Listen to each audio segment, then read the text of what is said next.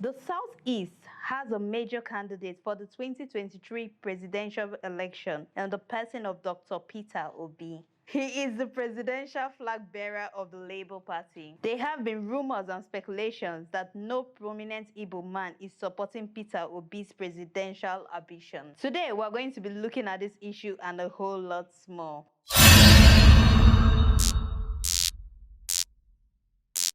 Welcome to Issues Today. I am Isabel Omudon, and here with me is Comrade Johnny Mamba Agboifo, the Director of Mobilization, Delta State, Peter Obi Mandates. You're welcome to the studio, sir. It's my pleasure. We all know that Peter Obi has been on the front line of the media, and most people are against him and other people are with him. But what we have here, Dino alleged no prominent Igbo man is supporting Peter Obi. Do you see this as a sign that Igbo politicians and prominent men does not have faith in Peter Obi's candidacy? Well, first and foremost, you will check the content of character of whoever made that statement. Dino cannot be taken seriously, one, because he's only interested in his personal and selfish interest, and he doesn't care how he gets to that. Then about the prominent people, when you say prominent, it's relative. There are different groups of people. There are people who are oppressed. There are people who want to take back their nation.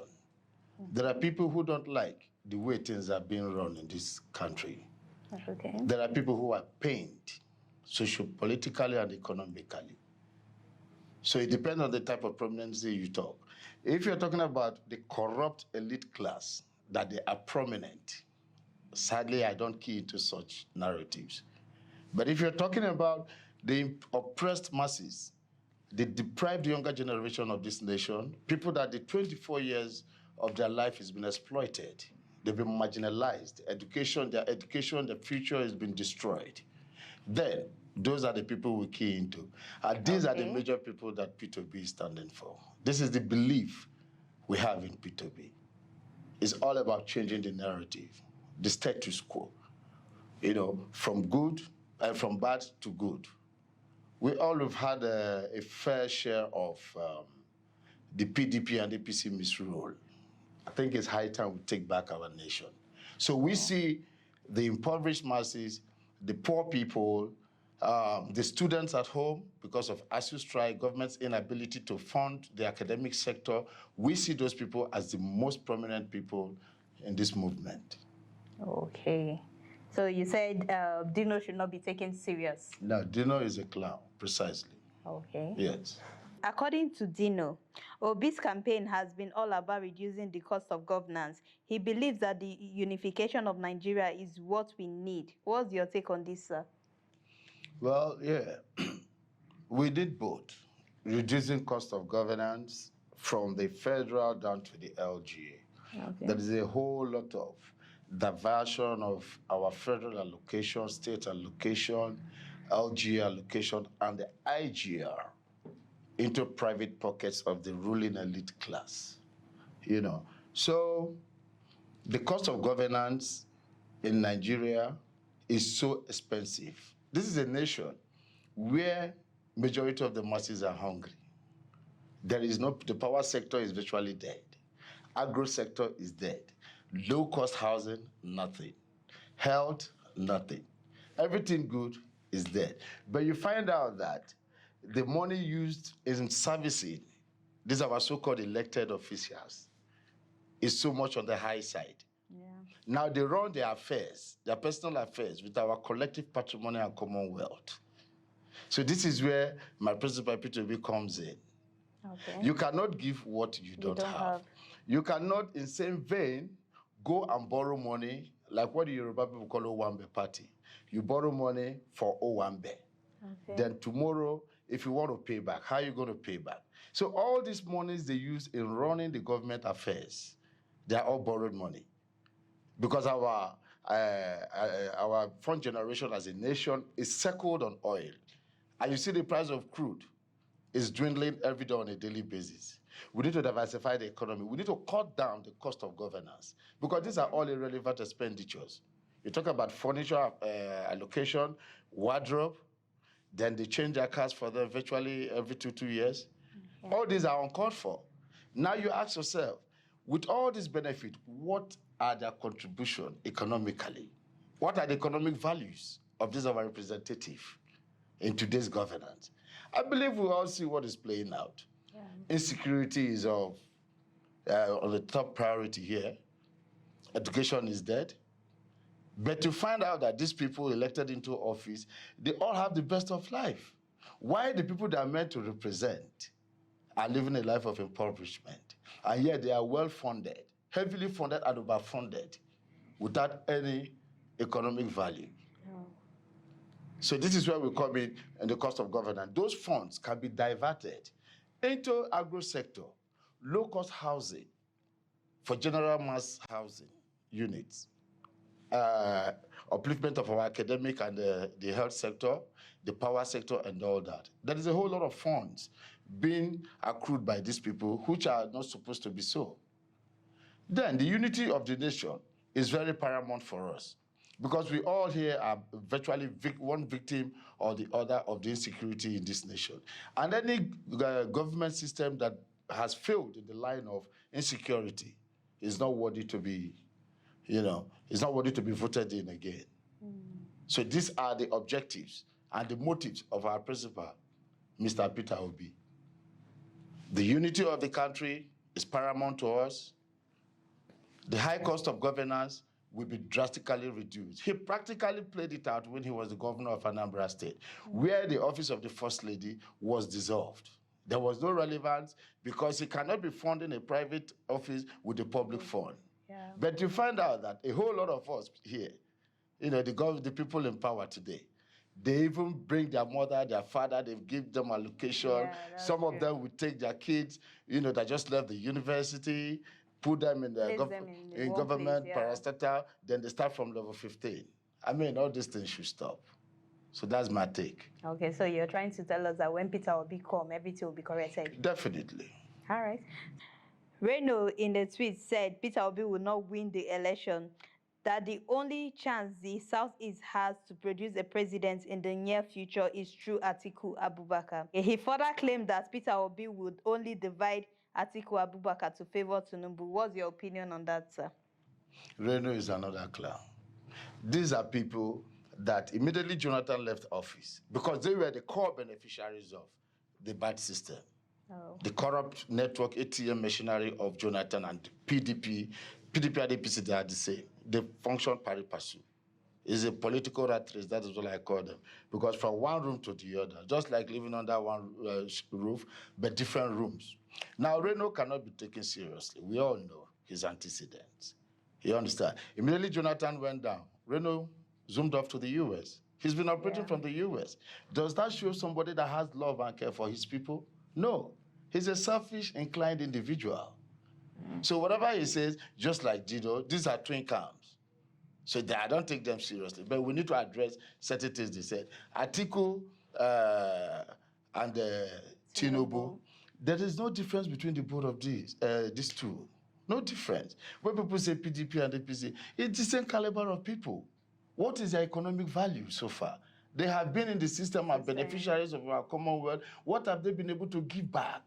Rather, they run what they call a cabalistic kind of governance, where, I call it a sort of contemporary capitalism. For the selected few, their friends and cronies.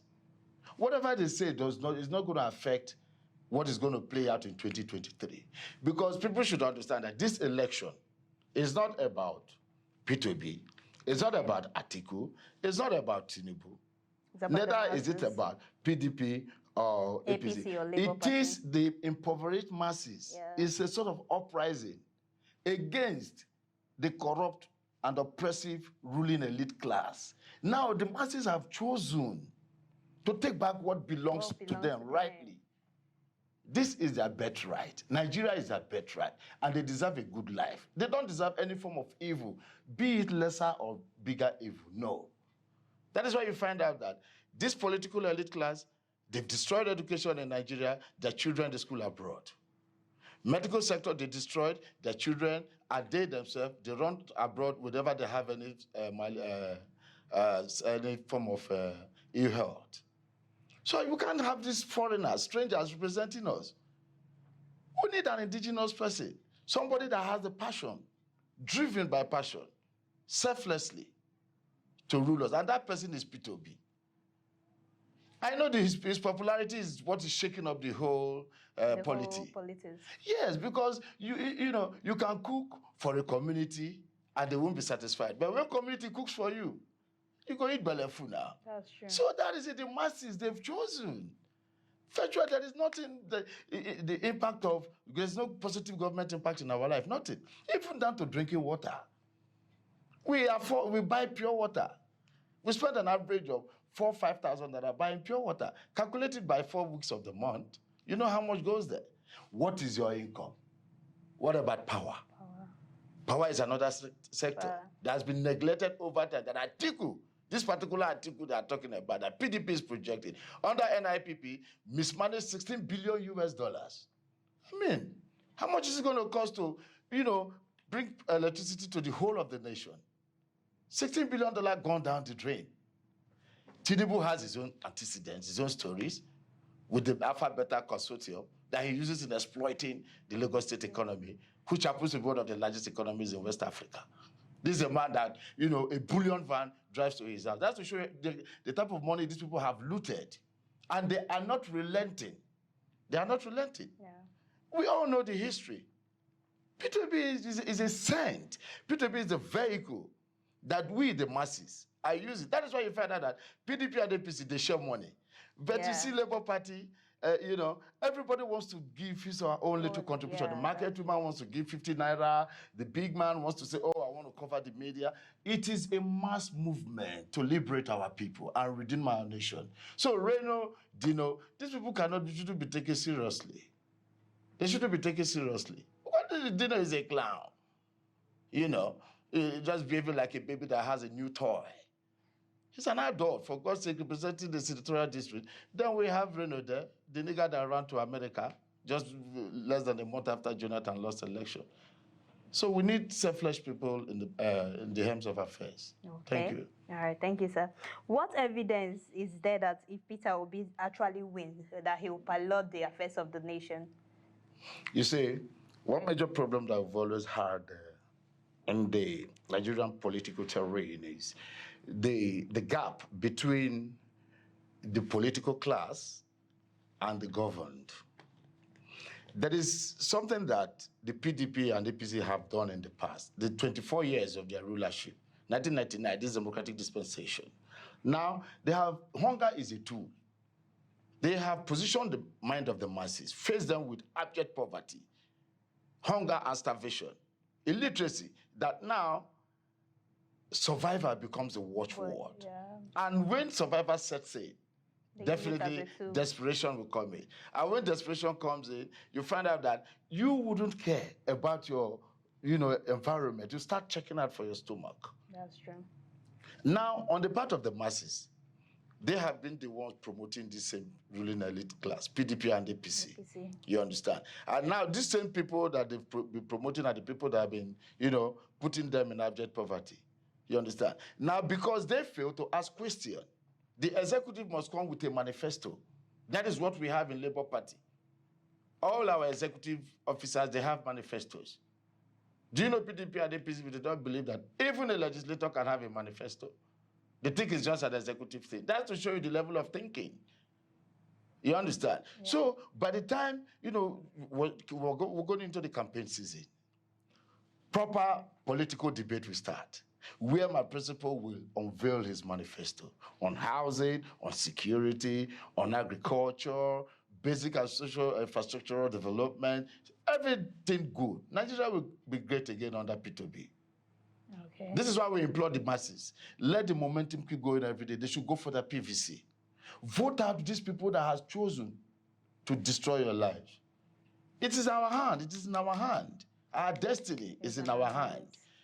We shouldn't wait for any of these elite political bigots to come and call the shot for us. They steal money from you. They steal 1 million from you. On election day, they share to 2,000. Then some, they give wrapper. Some, they give rice and even tomato. Tinubu did beans. And even said we'll be eating agbado. Meanwhile, his kids are feeding fat. I mean, our mumu suppose don't do now. Please. It's uncalled for. Yeah, so that's it. Okay, sir. So what's your advice to the masses? Yes, practically in every, okay, let me take Nigeria, my own client, for an instance. The youth makes up 65%. And out of this 65% that makes up the population of this nation, 24 years of their life, from 1999 to date, has been exploited by the PDP and APC. So we're begging you people, we're appealing to your conscience to please get your PVC. Make out time on election day, vote.